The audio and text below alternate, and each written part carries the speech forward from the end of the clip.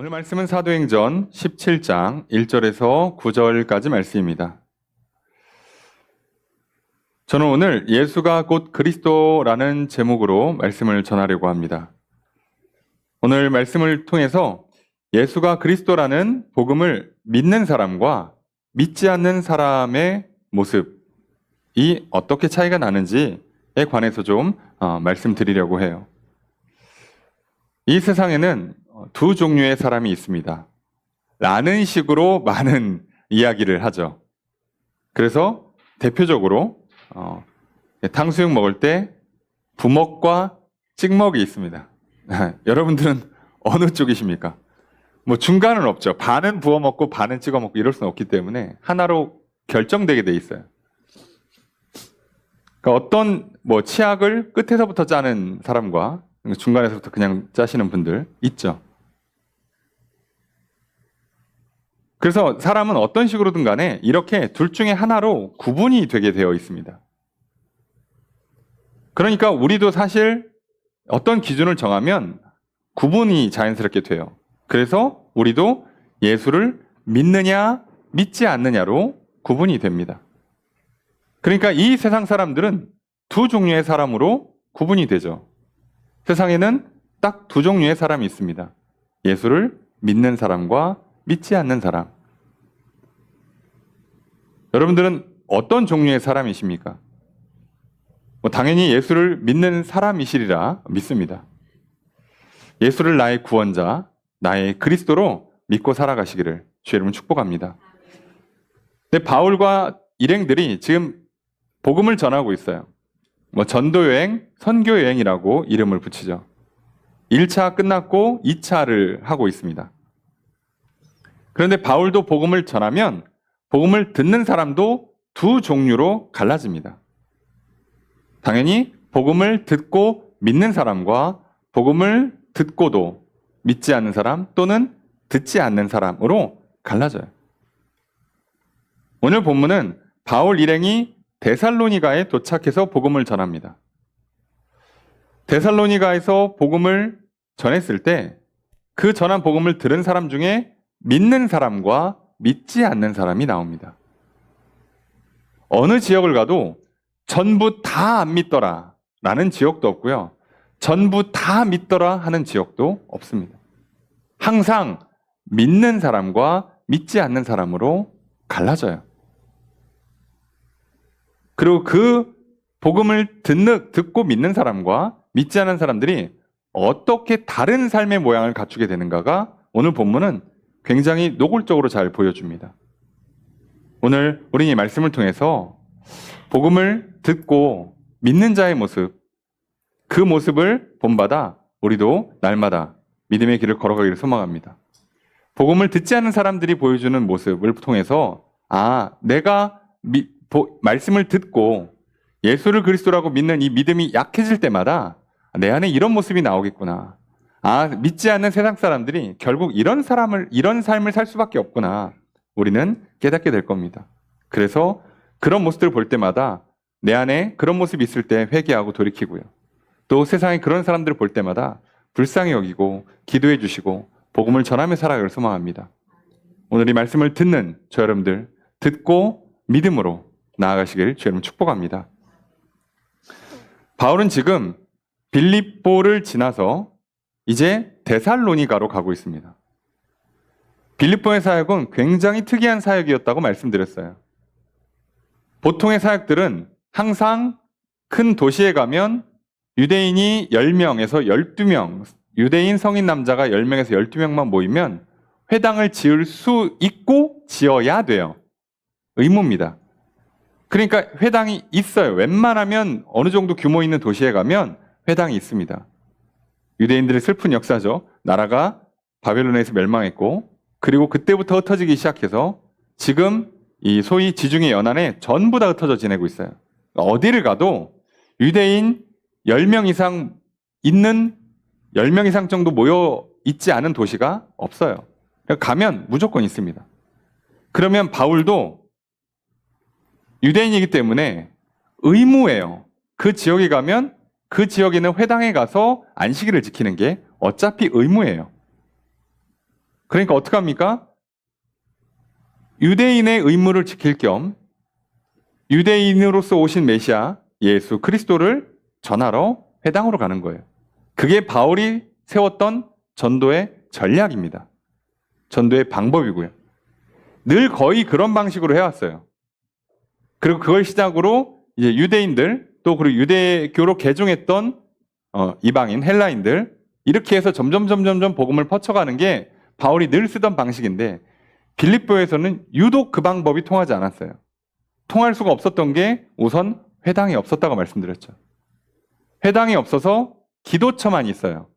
유대인들이 모여서 안식일을 지키는 그냥 장소만 있는 거예요. 그러다 보니까 성인 남자가 10명이 못 된다는 얘기는 거기에 사람이 10명이 안 된다는 얘기가 아니라 성인 남자가 10명이 안 되니까 여자들이 좀 껴있겠죠. 그래도 숫자는 얼마 안 될 겁니다. 그 중에 자주 옷감 장사, 그죠? 자주색 의류를 취급하는 기업체의 여자 사장님이었던 루디아를 만나고 루디아와 루디아 집안에 있는 모든 사람, 다시 말하면 직원들 전부 다 예수를 믿게 됩니다. 그리고 귀신 들린 여종을 고쳐주는, 귀신을 쫓아내는 사건으로 말미암아 억울한 재판을 받고 매를 맞고 감옥에 갇혀서 그 감옥에 있는 간수와 그 간수의 집안 사람들을 전부 다 구원하게 됩니다. 복음을 전하고. 놀라운 건 그렇게 함으로 말미암아 빌립보에 교회가 세워져요. 그리고 바울은 이제 떠나옵니다. 우린 지난 시간 말씀을 통해서 바울이 이 말도 안 되는 본인의 그동안 세웠던 어떤 전도의 방식, 전략, 나름의 성공 전략이고 필승 전략이에요. 그런데 그게 다 깨졌습니다. 방법이 없어요. 일이 이상하게 돌아가요. 그리고 불편해. 후원받는 것도 불편합니다. 왜요? 오해의 소지가 있었기 때문에. 그런데도 그렇게 하게 하세요. 그리고 억울한 누명을 쓰고 재판도 제대로 받지 못하고 매를 맞고 감옥에 갑니다. 아파서 잠도 못 자고요. 그런데 바울은 늘 기쁘고 평안할 수 있었어요. 그래서 저를 풀어주면서 관리들이 평안히 가라 라고 했던 그 인사를 거절하고 아니야. 와서 제대로 회복시켜줘야지. 나 로마 사람이야. 왜 바울이 갑자기 그렇게 한다고요? 바울이 원하는 건 자기의 평안이 아니라 교회의 평안을 원했던 거예요. 그래서 교회가 평안할 수 있도록, 앞으로 교회를 함부로 하지 못하도록, 이런 정치적인 사건에 휘말리지 않도록, 인종차별의 어떤 문제가 발생하지 않도록 바울은 조치를 취해주고 가는 거예요. 바울은 어차피 늘 평안했어요. 그러니 평안한 사람만이 이 정신없고 혼란하고 이해할 수 없는 상황 가운데 하나님의 뜻이 무엇인가를 제대로 구분할 수 있고요. 그리고 그걸 제대로 따라갈 수 있습니다. 여러분, 그러니 오늘 세상이 주는 평안을 찾지 마십시오. 그러면 더 인생이 정신없어지고 더 어두컴컴해지고 더 아프고 괴로워질 뿐입니다. 여러분, 우리의 평안이 되시는 하나님, 예수 그리스도 안에서 하나님 안에서 평안을 누리시면 이 이해할 수 없고 억울하고 답답하기 짝이 없고 어둡고 캄캄하고 옴짝달싹 못하고 아프고 괴로운 중에 하나님의 뜻이 보일 것이요. 정말 안전하고 기쁘고 놀라운 승리의 길로 걸어가게 될 것입니다. 그러니 하나님 안에 늘 평안히 살아가시는 저럼 되시기를 주님 축복합니다. 그래서 이제 바울이 거기서 나와요. 이제 내 할 일을 다 한 거야. 아, 이렇게 이곳에 교회를 세우시는구나. 이제 다 했어요. 그럼 가야죠. 근데 그러면 어디로 가느냐? 오늘 말씀 1절에 보면 이들이 암비볼리, 아볼로니아를 거쳐서 데살로니가에 도착합니다. 두 도시를 거쳤어요. 각각의 도시 하나하나가 50km, 40km, 60km 이렇게 떨어져 있어요. 그래서 합치면 빌립보에서 데살로니가까지 거리가 대략 160km 정도 나옵니다. 짧은 거리가 아니에요. 그러니까 이들은 처음부터 빌립보를 찍어놓고 가는 게 아니라고 그랬잖아요. 각 도시에 가서 이 도시에 하나님께서 복음을 전하시는가 또는 이 도시에 회당이 있는가를 보고 그리고 기도하고 왔는데 아니라고 그러면 다음 지역으로 갑니다. 그렇게 한 걸음씩 가요. 우리가 늘 말씀드립니다만 이걸 어떻게 알지? 싶은데 바울은 단 한 번도 이걸 미스난 적이 없이 걸어가요. 어떻게 알지? 뭘 어떻게 알긴요? 회당 없으면 건너뛰면 됩니다. 어렵게 생각할 필요가 없어요. 건너뛰기 전에 뭐만 하면 돼요? 어차피 하룻밤 자야 되니까 자면서 기도하면 돼요. 하나님, 여기 회당도 없고 유대인도 없고 뭐 생판 이방인들, 헬라인들한테 복음을 전하는 거 쉽지 않고 우선 여기 이 도시는 건너뛰겠습니다. 혹시 이 도시에서 복음을 전하는 이곳에 교회를 세우고자 하시는 하나님의 뜻이 있으시면 말씀해 주십시오. 꿈에라도 찾아와 주시고 어떤 사인을 확실히 내게 알려주시면 제가 기꺼이 순종하겠습니다. 그리고 눈을 열고 귀를 열고 그냥 기다리는 거예요. 기도하고 평안히 자고 다음날 아침 하루 지내면서 아무 일 없으면 짐 싸서 출발하면 됩니다. 그러니까 뭐 한다고요? 자기의 취향, 자기의 성격, 자기의 습관 하나도 없어요. 색안경 그런 거 없어요. 왜곡, 외면, 부정 없이 눈 똑바로 뜨고 귀 열고 하나님 내게 뭐라고 말씀하시나? 하나님 나를 이곳까지 보낸 뜻이 있을 텐데 혹시 여기서 교회를 세우는 건가? 그러고서는 계속 보면 놀랍게도 잘 보입니다.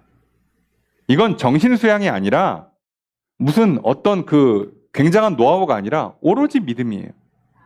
하나님 나와 함께 하신다. 하나님 내게 말씀하신다.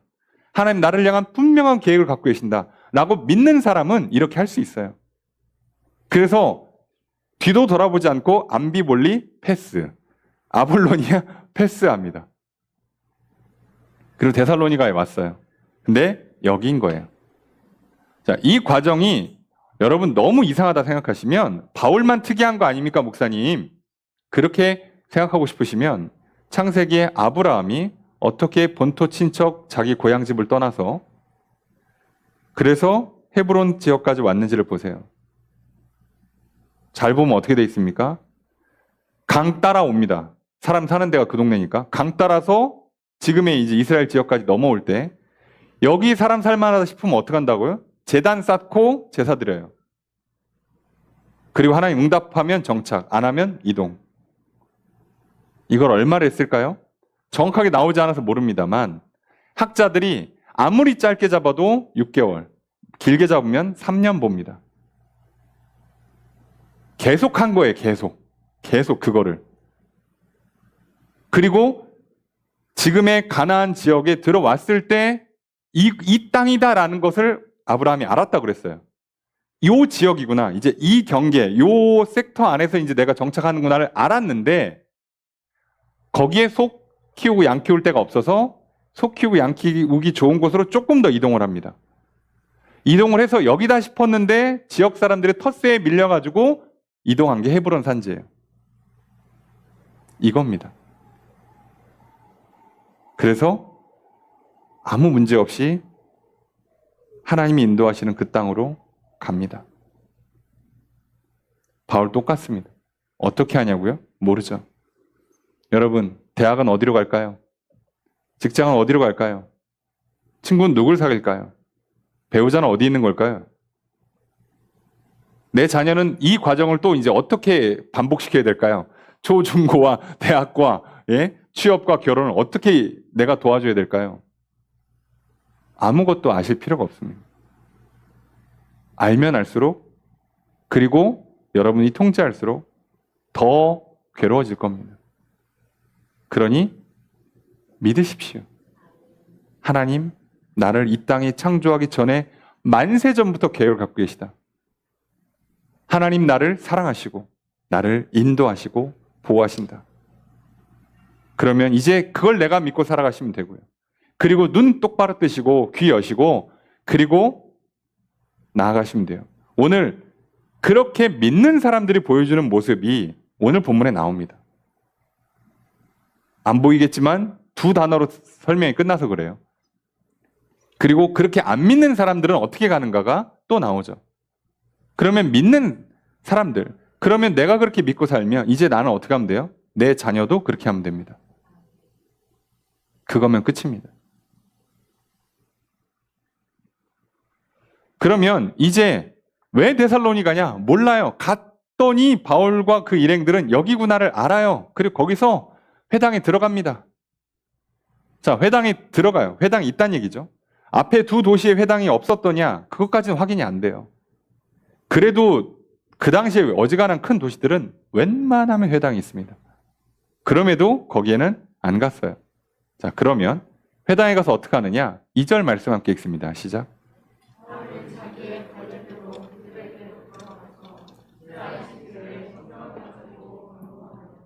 자, 바울이 자기의 관례대로, 자, 관례, 습관대로 하는 거예요.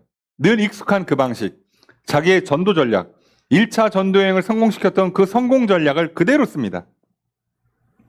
아무 문제 없어요. 자, 여러분, 그러니까 어떤 일을 하실 때 내가 늘 익숙한 방법, 또 내가 여태까지 잘했던 방법을 그대로 쓰는 게 맞냐? 아니면 이번엔 좀 새로운 변화를 줘야 되는 게 맞냐? 그냥 아무거나 하세요. 크게 상관없습니다. 대단한 변화가 될 거라고 속지 마세요. 그것 때문에 여러분 불안하셔가지고 이건가 저건가 고민하기 시작하면 잠 못 주무시고요. 그러다가 하나 성공하면 이때부터는 거의 우상숭배에 가깝게 미신이 돼요. 그래서 시합을 뛰는 선수들이 매 시합마다 1년에 몇 경기씩 뛰어야 되잖아요. 경기 많이 뛰는 시합들은요, 한 시즌에 몇십 경기를 뛰어야 돼요. 그럼 몇십 경기를 뛰는데 어떻게 다 이깁니까? 아무리 잘하는 팀과 선수라고 해도. 분명히 지죠. 그럼 질 때마다 어떻게 해요? 불안하죠. 이번 경기 또 질까봐. 그래서 어떻게 합니까? 이제 속옷 색깔도 맞춰 입고, 냉장고에 음료수도 이렇게 줄 맞춰주고. 자, 근데 그렇게 한 날 성공을 해봐요. 이겨. 그럼 이제부터 이 사람은요, 은퇴하는 그날까지 그거 줄 못 흐트러뜨립니다. 근데 이게 어떻게 될 것 같습니까? 개수가 계속 늘어요.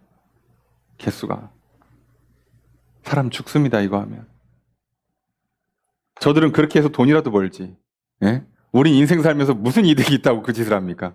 예? 아침마다 화장하느라고, 아침마다 머리 하느라고, 아침마다 옷 맞추느라고 왜 그렇게 온 에너지를 다 쓰고 그게 틀어질 때마다 오늘 하루 망했네. 그냥 뭐가 안 되네. 야, 오늘 중요한 일인데 큰일 났네. 왜 그렇게 사냐고요. 그럴 필요가 전혀 없습니다. 그래서 그냥 하는 거예요. 앞에 빌립보에서 이 방식이 아닌 방식으로 교회를 세웠잖아요. 그럼 바울이 어떻게 한다고요? 둘 중에 어디로 가야 되나 고민 안 한다고요. 습관대로 그냥 가는 거예요. 그리고 하나님이 막으면 그냥 옆으로 가면 돼요. 고민을 안 합니다. 그러니까 이게 성격이 있잖아요. 습관이 있잖아요. 자기 스타일이 있는데 이상하게 없는 듯 있잖아요. 있긴 있어. 고집을 안 부려요. 그게 무슨 스타일이에요? 있다니까요. 근데 옆에서 하나님께서 그거 아니라고 그러면 바로 없애버려요. 자, 이걸 온유라고 표현한다고 그랬잖아요. 길들여지는 거예요. 아무리 길들여진 사람도요, 그 본성 자체를 바꾸는 게 아니에요. 여러분, 개가 사람한테 길들여진다고 사람 되는 건 아니잖아요. 개는 개일 뿐이에요. 그 개마다 특성이 있죠. 그 개가 갖고 있는 특성 자체는 버리지 않아요. 그런데 주인이랑 있을 땐 길들여질 뿐이에요. 그러니 바울은 아무 상관없이 일을 진행합니다. 자, 새 안식일 3주 동안 하고 있어요. 성경을 가지고 강론을 합니다. 성경을 펴요. 자, 그 당시에 성경은 신약이 하나도 없을 때입니다. 구약만 있어요. 바울이 사역할 때 이제 2차 전도여행이면 아직 바울 서신은 나오지도 않았고요. 복음서가 이제 하나씩 나올 때예요. 복음서가. 그 정도밖에 없을 때입니다. 다 구약 성경이에요. 유대인 회당 들어갔으니 다 구약 성경이죠. 구약 성경을 펴서 어떻게 하느냐? 3절 읽습니다. 시작.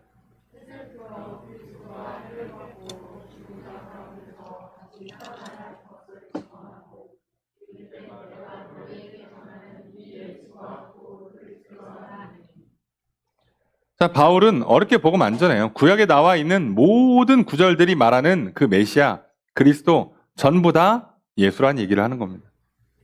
근데 어린 양, 고난받는 종, 임마누엘, 그리스도, 메시아라고 했던 그 모든 그 표현이 있는 구절을 보면 대부분 다 고난을 받거나 죽는다는 얘기가 나와요. 부활한다는 얘기가 나와요. 그거 예수다라고 하면 끝나요. 복음 전파는. 유대인들한테는 그 메시아가 예수다. 이제 우리는 그걸 믿으면 된다. 자, 그 얘기를 했을 때 복음은 사실 어떻게 보면 굉장히 간단해요. 예수가 그리스도다입니다. 그럼 제가 여러분들에게 전하는 복음도 그거고요. 성경이 말하는 복음도 간단해요. 예수가 그리스도다. 예수가 내 죄를 대신해 십자가를 져서 나의 희생 제물이 되어 주셨으니까 이제 나는 내 희생 제물을 갖고 하나님 앞에 가면 되잖아요. 근데 우리는 예수님 뭐 붙잡고 갈 수가 없으니까 어떻게 한다고요? 예수 이름을 부르고 예수의 십자가 보혈을 의지하는 거예요. 그래서 예수님 이름 붙들고 예수님 믿고 하나님 앞에 가는 거라고요. 자, 그러면 하나님이 나를 용서해 주시고 나를 용납해 주세요. 나랑 이제 다시 친해져. 나에게 이제 다시 그 용서받았다는, 나를 자녀와 백성 삼아준다는 증표로서 성령을 보내줘요. 그리고 내게 이제부터 이제 하나님과 기도가, 예수의 이름으로 하는 기도가 응답되기 시작하고 하나님 말씀을 깨달아 알기 시작하고 소통이 되기 시작하죠. 그때부터 기쁨과 평강이 오죠. 나 구원받았구나. 야, 걱정할 거 없다. 기도하면 들으신다. 복 주신다. 기쁘고 평강이 있죠. 그 믿음 안에서 사랑이 싹트기 시작하죠. 주시는 생명과 복이 있죠. 자, 이 삶을 살게 되는 겁니다. 그리고 이 육신 장막을 벗으면 영원한 하늘나라 들어가는 겁니다. 그게 예수가 그리스도다라는 이 간단한 한 문장에서 파생되는 내용들이에요. 압축하면 예수는 그리스도다예요. 그래서 결국 전하는 복음의 핵심이 뭐라고요? 이 예수가 곧 그리스도라. 이 복음을 늘 들으시고 믿으시는 저 여러분 되시기를 주 여러분 축복합니다. 믿으십시오. 예수가 그리스도이십니다. 자, 그럼 이제 말씀드렸잖아요. 어떻다고요? 들었으면 믿는 사람과 믿지 않는 사람으로 갈라집니다. 오늘 본문에는 믿는 사람들의 모습이 먼저 나와요. 4절 읽습니다. 시작.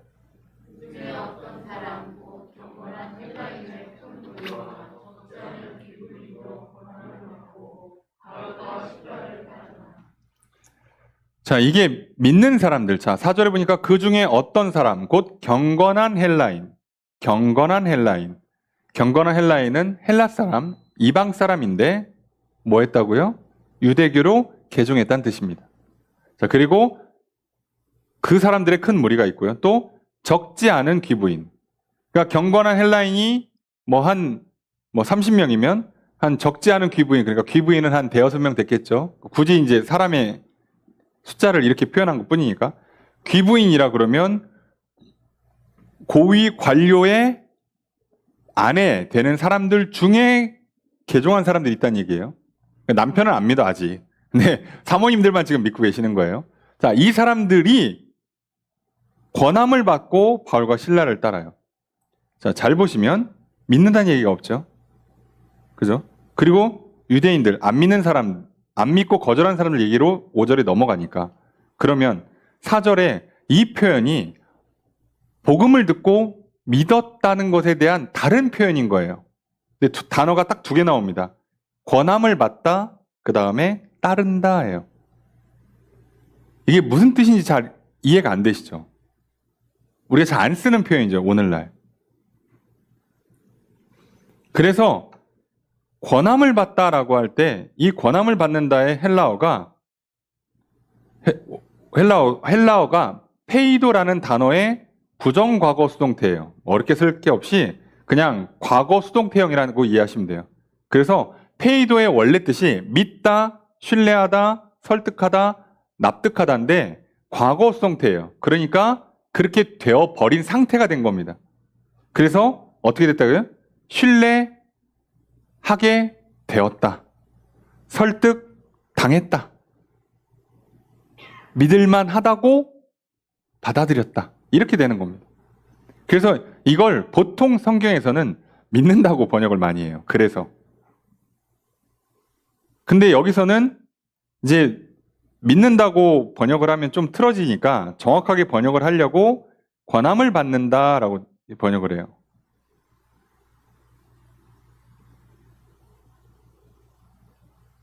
그러니까 이게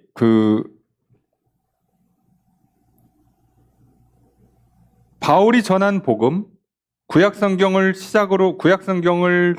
가지고 여기서 말한 그 메시아가 예수입니다.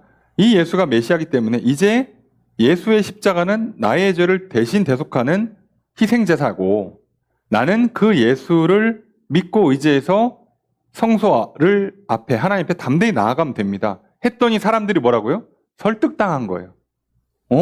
믿을만하네. 좋네, 좋아. 오케이. 자, 여러분, 이걸 믿는다고 하는 거예요. 그리고 신약 성경에서 예수님이 이걸 어떤 단어로 표현하죠? 영접한다. 받아들이는 거예요. 그렇구나. 그래서 우리는 이 모든 걸 한마디로 줄여서 이렇게 얘기하죠. 아멘. 여러분 설마 아무 생각 없이 아멘 하시는 건 아니죠? 예. 이게 그거예요. 옳습니다. 맞습니다. 제가 그렇게 받아들이겠습니다. 좋네, 좋아. 아주 좋아. 이게 아멘이에요. 그러니까 구약 성경 보고 여러분 여기서 말하는 이 메시아 와서 우리를 진짜 하나님께로 이끌어주고 진짜 성전을 세우고 진짜 구원을 주겠다는 그 메시아 예수입니다. 아멘. 이렇게 했다는 거예요, 이 사람들이. 자, 이게 권함을 받다고요. 두 번째 단어가 특이하죠. 바울과 신라를 따른다. 여러분, 영어 성경에 조인이라고 번역이 많이 돼 있어요. 함께한다, 합류한다라고 많이 번역이 돼 있는데, 자, 이게 함께 행동한다라는 뜻을 갖고 있는 단어긴 해요. 원 단어가. 이게 프로스키에로라고 이제 헬라어가 있는데, 이 단어가 굉장히 특이한 단어입니다. 함께 행동한다라는 거 왜 그런 뜻이 나오냐면 원 뜻은 그게 아니에요. 그러니까 원 뜻에서 해석을 해서 조금 편하게 하는 게 함께 행동한다, 합류한다라는 뜻으로 되는 거예요. 원래 근본 뜻이 뭐냐면 삶에서 자기 제비를 던진다예요. 그럼 이게 이해가 잘 안 되시죠? 삶에서 자신의 제비를 던진다예요. 그래서 이런 관용어를 우리가 안 쓰니까 이게 무슨 말이야. 그래서 이거를 함께 행동한다, 합류한다라고 하면 조금 의미를 우리가 모르기 쉬워요. 바울과 신라를 따른다 그러니까 바울과 신라랑 함께 하는구나. 그러면 믿는다의 뜻을 잘 알아듣기 어려워요. 이제 이 경건한 헬라인과 귀부인들이 바울과 신라를 따랐다는 얘기는 뭐냐면 바울과 신라가 만든 그 공동체, 신앙 공동체 또는 바울과 신라가 믿는 그 예수 그리스도의 내 삶의 제비를 나도 던지겠다는 거예요. 이 굉장히 참 특이한 표현인데요. 이게 제비를 던진다는 표현이 뭐냐면 제비를 뽑는 건 어찌 보면 운이죠. 운이란 말이에요. 운이라서 이거 결과물을 사실 몰라요. 내가 뽑긴 뽑아. 근데 당첨 아니면 꽝이란 말이에요. 근데 나는 어떻게 해야 돼요? 내가 뽑아야 된단 말이에요. 그러니까 제비 뽑는 건 묘하게도 운명에 맡기는 것처럼 보이지만 또 능동적인 행동이에요. 근데 이 단어가 무슨 얘기냐? 믿는다는 얘기는 아직은 결과물이 안 나왔어요. 왜요? 약속을 믿는 거지 성취가 아직 안 됐잖아요. 그래서 어떻게 보면 이 사람들은 자기 인생의 운명을 맡기는 거예요, 예수한테. 그리고 그거를 내가 내 손으로 한다는 뜻입니다. 끌려오는 게 아니에요. 내가 하겠다고, 내가 예수한테 내 인생을 걸어보겠다. 내가 이 신앙 공동체를 앞으로 내 인생의 동료로, 동역자들로 삼겠다. 이 공동체에 내 삶을, 내 그 소속을 걸겠다는 거예요. 자, 이렇게 하는 겁니다. 뭔가 좀 불확실하지만 내가 결단하는 거예요. 그리고 제비를 뽑았으니 당첨이 되든 꽝이 나오든 그 결과를 내가 받아들여야죠. 책임지겠다는 뜻입니다. 내가 바울과 신라가 가고 있는 그 길, 나도 걸어갈 거야. 근데 지금 아직 결과물은 안 나와. 예수가 그리스도라고 믿었는데 믿고 시작했어요. 기도했는데 이게 오늘 밤 응답될지 1년 뒤에 응답될지를 몰라. 근데 나는 그때까지 해보겠다는 거예요. 마치 제비 던지듯이. 그렇지만 그 던지고 내 손으로 던지고 그 결과를 내가 책임지겠다는 겁니다. 여러분, 이게 믿는 거예요. 신앙 공동체인 교회에 내가 이 공동체에 내 소속을 던지겠다는 거예요. 여러분, 오늘날은 좀 덜하지만 고대에는요, 이 소속을 바꾸는 게 굉장히 중요합니다. 삶의 전체를 좌우한단 말이에요. 그 사람들한테 내가 이제 이 공동체에 내 소속을 바꾸겠다는 거예요. 내가 앞으로 이들과 함께 살겠다. 그동안 살았던 삶의 무리를 벗어나와서 여기에서 살겠다고 하는 거예요. 그래서 사실 우리도 마찬가지예요.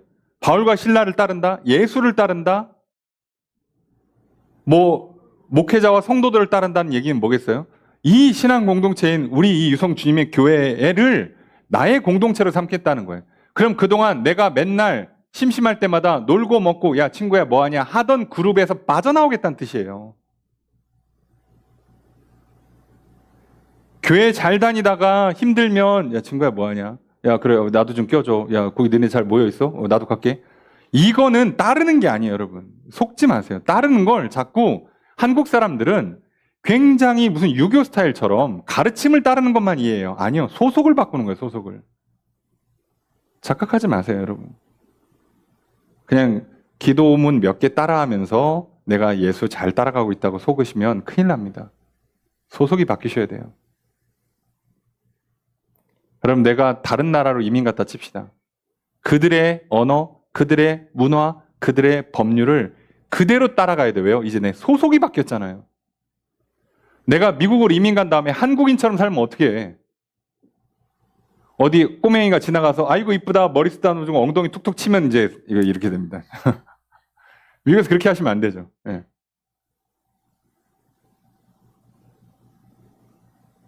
미국에서 식당 간 다음에 저기 팁 안 주고 그냥 나가.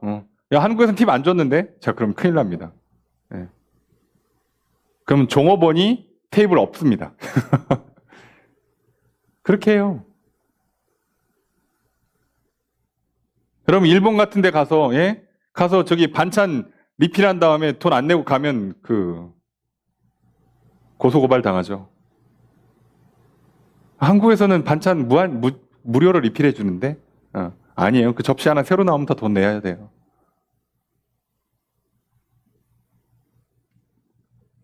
소속을 바꾸는 거예요, 소속을. 완전히 바꾸는 거예요.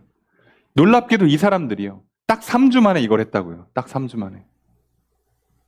3주 내내 한 것도 아니에요. 평일에는 바울과 바나바 뭐 한다고요? 바울과 그 신라와 그 일행들이 일해요. 낮에는. 먹고 살아야지. 전도비가 어디서 지금 후원받는 게 아니잖아요. 일한다고요. 그리고 안식일에만 복음을 전해요. 이거 3주예요. 그리고 시간 내봐야 주중에 몇 번이나 만났겠냐고. 근데 딱 3주 만에 이걸 한다고요. 믿는데 시간 오래 안 걸립니다. 왜요? 받아들이고 아멘하고 결단하면 끝나는 거거든. 소속을 바꾸는 거예요. 근데 이거 안 하면 3년, 30년 걸려도 안 되는 겁니다. 이게 차이예요. 여러분, 오늘 말씀을 들으면 이렇게 믿는 거예요. 여러분, 예수가 그리스도라고 오늘 좋습니다. 옳습니다. 라고 받아들이시길 주의 이름 축복합니다. 그리고 예수 공동체, 예수의 삶에 내 삶을 던지시기를 주의 이름 축복합니다. 자, 이게 믿는 사람들의 모습이에요. 자, 이렇게 살면 당연히 우리가 말하는 것처럼 구원받고 생명을 누리고 영생을 누리고 복을 받죠. 자, 근데 안 믿는 사람들은 어떻게 하느냐? 5절 읽습니다. 시작.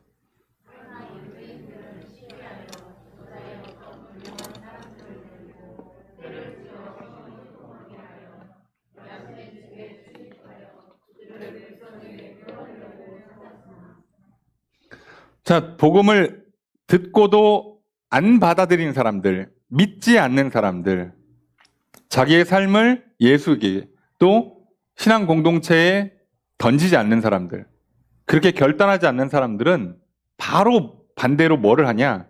시기를 합니다. 이 시기를 한다는 뜻이 뭐냐면 듣고 받아들이는 게 아니라 보고 받아들인다는 뜻이에요. 그래서 유대인들이 뭘 시기해요? 아니, 여기 온 지 3주밖에 안 되는 나그네들이 갑자기 경건한 헬라인과 귀부인들을 다 마음을 사로잡았어. 그래서 어떤 시기가 들어요? 그 사람들이 우리 편이어야 되는데, 그 사람들이 내 말을 좀 들어야 되는데, 바뀌어? 뺏어가? 이거 굴러 들어온 돌이 박힌 돌을 뺐네? 라고 하니까, 그 장면이 보이니까, 사람들이 우르르 저쪽을 가는 걸 보니까, 지금 저게 좋고 오르면, 나도 따라가면 되잖아요. 먼저 가려니까 조금 민망했는데, 사람들이 알아서 가주니까 더 좋네? 그러고 가면 되잖아요. 근데 그게 아니에요. 이들은요, 받아들이질 않습니다. 놀랍지 않습니까? 이스라엘 민족들은요, 늘 메시아를 고대하고 있어요. 심지어 지금 이 디아스포라 유대인들, 각 헬라 지역 전역에 흩어져서 회당을 짓는 이 사람들의 꿈의 소원이 뭐겠어요? 꿈에도 소원은 메시아가 와서 우리에게 다시 그 다윗의 영광을 되찾아주는 거예요. 메시아 왔다고 얘기하면 막 눈이 번쩍 뜨여야 되잖아. 안 떠요. 메시아 왔다니까 귀를 닫아요. 왜요? 놀랍게도 메시아를 그렇게 고대하면서 본인들이 원하는 메시아의 상이 딱 정해져 있어요. 이거 아니면 아닌 거예요. 이상하지 않습니까? 여러분, 병을 고쳐주고 병이 낫고 싶어요. 근데 어떤 의사가 내가 고쳐봤대. 고칠 수 있대. 그럼 우리 생각에 어떻게 돼요? 눈이 번쩍 뜨여야죠. 고쳐준다고? 된다고? 귀가 막 열려야 되잖아요. 아이, 뭐든 말씀하시라고 제가 뭘 못하냐고. 근데 이것 때문에 진짜 평생 그냥 날마다 아침마다 그냥 막 간지럽고 막 불편하고 지금도 고생하고 있다. 고쳐야 될 거 아니냐고. 근데 뭐라고요? 병원이 너무 머네. 의사 선생님 생긴 게 살짝 마음에 안 드네. 어떻게 하라고요? 예, 근데 이런 경우가 진짜 허다합니다. 이상하지 않아요? 이 사람들 겉으로 분명히 얘기해. 우리는 메시아를 고대한다. 그리고 메시아가 왔다 그러면 무슨 갈릴리에서 선한 것이 나냐. 아니, 출신이 왜 중요해요, 갑자기? 그리고 출신을 따질 거면 출생은 베들레헴에서 했는데. 출생신고 베들레헴에서 하고 저기 갈릴리에서 살았던 것 뿐이에요, 어려서부터. 근데 원래 베들레헴에서 메시아가 태어난다고 했는데 무슨 갈릴리 출신이 메시아냐고. 조금 더 알아보지 그랬어. 조금만 더. 근데 안 알아봐요. 갈릴리 출신이야? 이거 딱 봐도 생긴 게 억양이 말투가 갈릴리 사람이네? 에이 됐어. 텄네. 무슨 메시아야? 이래버린다니까요. 본인이 이미 보고 싶은 게 정해져 있어요. 자, 이걸 갖고 있는 한 여러분 절대 안 보입니다. 여러분 그래서 아까 말씀드렸잖아요. 바울 분명히 자기 스타일, 취향, 습관, 자기의 노하우, 전략이라는 게 있거든요. 근데 그걸 믿지는 않습니다. 그냥 하나의 마음 말씀 안 하시면 그렇게 가고요. 말씀하시면 말씀대로 갑니다. 바울은요. 스타일이 없는 게 아니라 스타일을 믿지 않는다고요. 이 성공 전략, 이 필승 전략을 믿는 게 아니라고요. 이렇게 하면 그동안 잘 됐지만 오늘은 하지 말라 그러면 안 해. 왜요? 하나님을 믿으니까요. 하나님께 나의 삶을 던지는 거라니까요. 제비 뽑듯이 꽝 나올 수도 있어요. 괜찮아요. 하나님께 던졌다니까요. 그래서 꽝이 나와도 실망을 안 하는 거예요. 왜요? 하나님께 던졌으니까. 그렇게 사는 겁니다. 그렇게. 자, 근데 듣고 받아들이지 않는 사람들, 이미 자기가 보고 싶은 장면을 정해놓고 그 장면에 안 맞으면 기분 나빠. 근데 그게 안 맞는 사람들이 와가지고 메시아라고 전했는데 예수래. 아, 갈릴리? 마음에 안 드는데. 내 스타일이 아닌데. 우리는 정치적 메시아를 원했는데 뭐 갑자기 무슨 하나님 나라 얘기하고 나 그거 싫은데. 자, 그런데 그 사람들에게 사람들이 몰려가니까 무슨 마음이 들어요? 저 사람들이 내 말 들어야 되는데 왜 저쪽으로 하지? 그래서 시기가 생깁니다. 자, 시기가 생기면 어떡하냐? 시기 질투는요, 무조건 미움, 다툼으로 갑니다. 다툼으로 가면 뭐가 생겨요? 거짓 증언, 도둑질, 살인, 남의 배우자를 뺏으면 간음까지 가는 거예요. 자, 모든 것의 시작이 사실은 믿지 않는 겁니다. 여러분, 죄의 근원은요, 사실 믿지 않는 겁니다. 예수님은 애시당초 죄는 믿지 않는 것이라고 말씀하셨어요. 속지 마세요. 저는 살면서 크게 남 해코지 안 하고 어디 하늘 우러러 한 점 부끄럼 없이 잘 살았습니다. 죄인이세요. 안 믿었기 때문에. 그 안에 있는 불평, 불만, 걱정, 근심, 시기, 질투 자체가 죄라고요. 죄의 기준이 달라지는 거예요. 많은 성도님들이 착각하세요. 하나님께 던지셔야 된다니까요, 내 인생을. 근데 나는 크게 잘못 안 하고 그래도 교회 잘 나오고 예배 잘 드렸는데 뭐가 문제입니까? 믿지 않는 게 죄라고요. 믿지 않으면 성도님들도요, 이 문제 못 풀어요. 옆에 있는 분 보고 시기 질투하고 불평 불만하고 원망하고 탓하고 다투고 미워하고 신경질 내고 빼앗으려 하고 괴롭히려 하고 하는 일들이 생겨요, 무조건. 자, 그럼 어떻게 하는지 아십니까? 유대인들이 시기에서 불량한 사람들을 데리고 건달들을 고용해서 깡패를 고용해서 바울을 지금 이렇게 집에서 숙식을 제공해주고 있는 야손이라는 사람 집으로 쳐들어갑니다.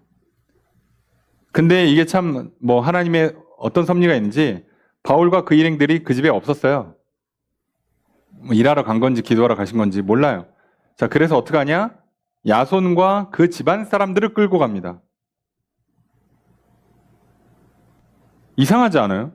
아니, 그러면 내일 또 와서 바울을 잡아가야지. 근데 지금 이 사람들은요, 그게 중요한 게 아니에요. 뭐가 중요해요? 내 기분이 중요해요. 내가 지금 화가 났어. 화를 내게 한 그 사람이 중요한 게 아니라 지금 내가 화난 게 중요하다니까요. 이 문제 푸는 건 이제 관심 없어요. 내가 화났으니까 나 저거라도 하나 부셔야겠어. 그죠? 우리가 다 경험해봐서 이게 어떤 느낌인지 아시죠? 문제 푸는 게 이제 관심이 없어요. 내가 화가 난 순간부터는 이제 그 화를 풀어야 돼요. 그러니까 그 사람한테 화 푸는 것도 아니야. 어디 가서라도 화를 풀어야 돼. 무조건. 그래서 괜히 엄한 사람한테 화풀이 하는 겁니다. 똑같아요. 그래서 뭐라고 하냐? 천하를 어지럽게 하던 이 사람들이 여기에 왔다라고 하면서 야손이 그 사람들을 받아들였다. 이제 갖다 붙이는 거죠. 그래서 가이사의 명령을 거절한다. 다른 임금 곧 예수라는 이가 있다. 자, 바울은 예수를 그리스도라고 정했습니다. 메시아 구원자라고 정했어요. 그런데 로마를 뒤집을 새로운 왕이 등장했습니다라고 하지 않았습니다. 근데 갖다 붙여요. 왜요? 알긴 잘 알거든. 구약에 메시아에 대한 이야기할 때 뭐라고 써 있어요? 유대인의 왕, 왕 노릇할 통치자라는 게 써 있으니까 그걸 여기다 갖다 붙여요. 그러니까 이 사람들이 얼마나 구약 성경을 달달달 읽고 외우고 있는지 아시겠죠? 그런데 믿진 않는다고요. 믿는 건 다른 거예요. 믿는 건 뭐라고요? 받아들이고 나는 거기에 내 삶을 던지는 거예요. 그 공동체, 그 대상인 예수 그리스도께. 이걸 안 하면요, 외우기는 다 득달같이 외워놓고 그걸 가지고 이상한 데 갖다 붙이는 거예요. 온갖 핑계와 변명에 어쩜 이렇게 논리적이야. 화가 나는데 야, 이렇게 냉철할 수 있나? 이렇게 살아요. 근데 문제는 8절에 보면 무리와 읍장들 이 말들은 불안해요. 왜요? 로마 황제가 어떤 각 지역마다 문화, 종교 다 풀어주거든요. 근데 제일 싫어하는 게 뭐겠어요? 세금 안 내는 거랑 반역 일으키는 거예요. 이건 무조건 군대를 진압을 시킵니다. 그러니까 이 문제 터지면 골치 아파요. 근데 갑자기 왕이 나왔다고? 야, 이건 반역인데? 그래서 여기 싫어하는 걸 딱 지적한 거예요. 그래서 어떡합니까? 이거를 붙잡았겠죠? 난리가 났어요. 근데 9절 함께 읽습니다. 시작.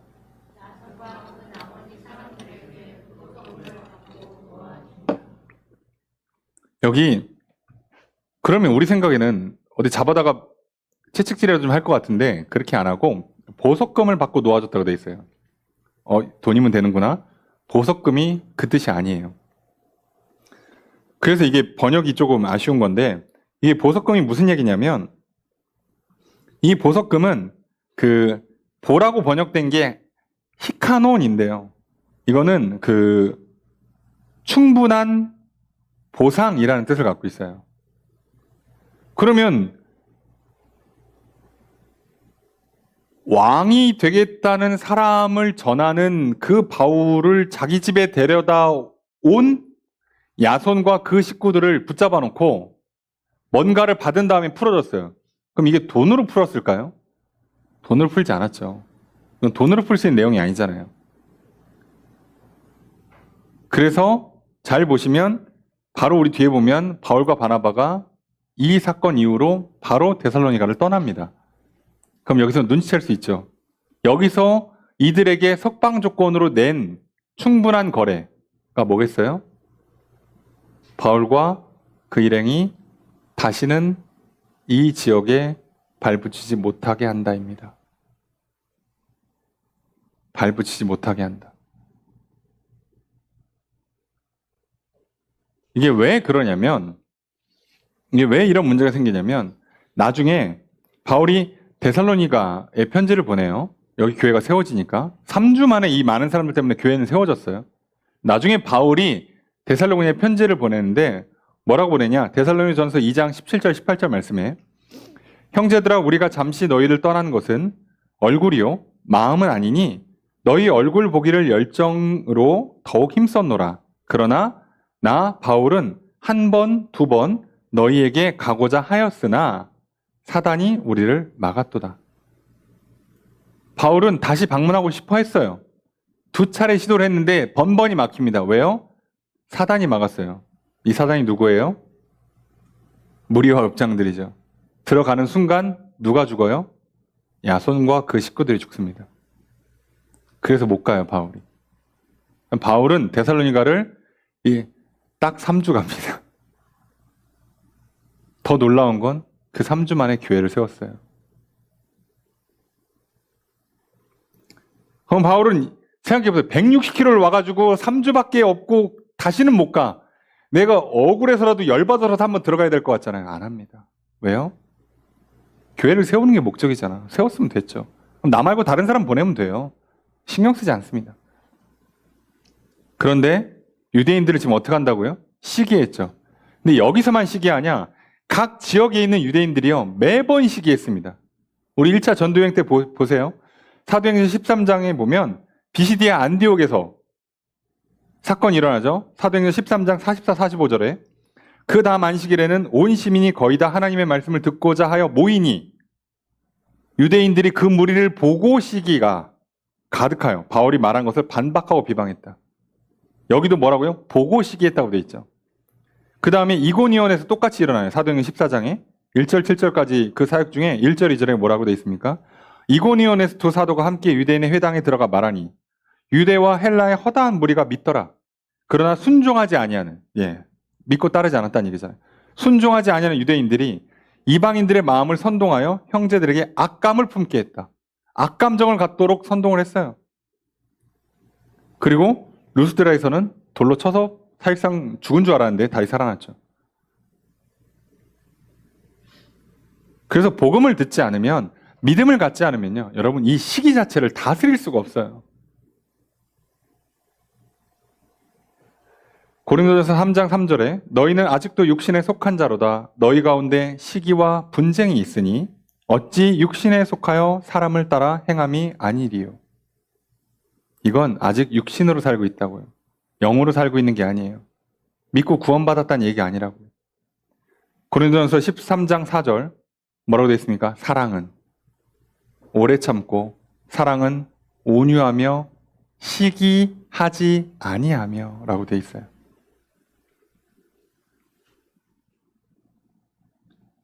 야고보서 4장 1절에 3절에도 이렇게 되어 있습니다. 너희 중에 싸움이 어디로부터 다툼이 어디로부터 나느냐? 너희 지체 중에서 싸우는 정욕으로부터 나는 것이 아니냐? 너희는 욕심을 내어도 얻지 못하여 살인하며 시기하여도 능히 취하지 못함으로 다투고 싸우는도다. 욕심을 다 못 만족시키니까 살인하고, 시기를 갖고 열심히 막 뺏으려고 했는데도 그것도 다 못 취하니까 다투고 싸우고. 그래서 뭐라고 되어 있습니까? 너희가 얻지 못함은 구하지 아니하기 때문이요 구하여도 받지 못함은 정욕으로 쓰려고 잘못 구하기 때문이라. 여러분, 믿음이 없으면 이 시기 자체를 해결할 수가 없습니다. 미움, 다툼 자체를 해결할 수가 없어요. 여러분, 오늘 우리가 믿지 않는 사람들의 모습을 봐요. 믿지 않으면요, 시기를 멈출 수가 없습니다. 다른 것도 많이 있지만 대표적으로 걸리는 문제 중에 하나가 이 시기심입니다. 남이 잘 되면 배 아파요. 남이 갖고 있는, 내가 갖지 못한 걸 누군가 갖고 있으면요, 온갖 불평과 불만과 원망과 남 탓이 시작됩니다. 남과 비교를 멈추질 않아요. 하여간에 내 옆에 나보다 잘 되는 사람이 있으면 마음이 불편해요. 여러분, 이렇게 일생을 산다고 생각해 보세요. 그 삶에 언제 기쁨과 평안이 찾아오겠습니까? 삶의 대부분이 시기, 질투, 다툼, 미움부터 시작되는 그 미움이 내 가족과 이웃을 향해 퍼져간다면 얼마나 불행한 인생이겠어요? 얼마나 지옥 같은 인생이 되겠습니까? 그런데 하나님께서 이런 인생에서 나를 건져주신 겁니다. 예수를 믿기만 하면, 예수를 그리스도라고 믿으면. 여러분, 오늘 우리는 말씀을 통해서 예수를 그리스도로 믿는 사람과 믿지 않는 사람들에 관해서 살펴보았어요. 여러분, 예수를 믿지 않는 사람은 시기를 떨칠 수 없습니다. 시기를 시작으로 다툼, 거짓, 증언, 폭력 등으로 점점 격해집니다. 결국 인생이 이런 것들로만 채워진다면 불행하고 후회가 가득할 것입니다. 그러니 이런 인생에서 벗어나야 할 것입니다. 이런 인생에서 나를 건져주시고자 이 땅에 예수 그리스도를 보내주신 하나님의 은혜를 감사히 받읍시다. 권함을 받고 따라가십시오. 예수가 그리스도라는 권함 받아들이시기를 바랍니다. 이것이 옳습니다. 이것이 맞습니다. 이렇게 믿겠습니다. 예수 그리스도의 이름으로 고백하는 나를 하나님께서 용서해 주신다니 참으로 좋습니다. 예수 그리스도의 이름으로 기도하는 나에게 하나님께서 응답해 주신다니 참으로 좋습니다. 예수가 나의 그리스도이시라고 믿겠습니다. 아멘. 날마다 예수를 그리스도로 믿으러 살아가시는 저렴 되시기를 주님 축복합니다. 그러니 이제 예수 그리스도를 따르십시오. 이제 내 인생을 예수님께 맡기십시오. 나의 구원자로 결정하시고 따라가십시오. 예수를 믿는 성도들을 나의 동료, 내 인생의 공동체로 결정하시고 함께 따라가십시오. 이렇게 예수를 따를 때, 예수의 사람들과 함께 따를 때 우리의 삶에 기쁨과 평강이 넘치게 될 것입니다. 그때 사랑의 교제가 풍성히 일어나게 될 것입니다. 그렇게 인생을 살면 늘 기쁘고 평안한 인생, 사랑이 풍성한 인생이 될 줄로 믿습니다. 새롭게 시작하는 한 주에 예수를 그리스도로 믿고 살아가셔서 구원의 기쁨, 마음의 평안, 사랑의 교제가 풍성히 넘치는 저럼 되시기를 주님 축복합니다.